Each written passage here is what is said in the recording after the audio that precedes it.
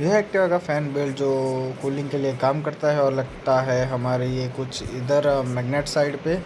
तो आप देख सकते हैं इधर ऐसे 3 मैग्नेट साइड पे, तो ये कूलिंग का काम करता है। तो फ़िलहाल इसमें इतनी छोटी सी प्रॉब्लम हो सकती है, हमने सोची भी नहीं होगी, क्योंकि इसमें दिक्कत ये आ रही थी कि इसमें साउंड ऐसा आ रहा था, क्योंकि हमारे इंजन में से साउंड आ रहा है जैसे कि क्रैंक शाफ्ट, क्रैंक बेरिंग वैसा सब खराब हो चुका है। कुछ इस तरीके से साउंड आ रहा था। तो हमें भी पहले यही डाउट गया कि हमारा जो क्रैंक है वो ज़्यादातर ख़राब हो चुका है, कुछ ज़्यादा ही आवाज़ ज़ोर से कर रहा है। तो हमने फ़िलहाल खोल के देखा पहले, उससे पहले तो जैसे हमने साइलेंसर खोल के बॉडी इंजन इंजन नीचे उतारा, फिर साइलेंसर खोल के कवर निकाला, तब हमें जाके पता चला ये जो फ़ैन है इसमें हो चुकी थी प्ले।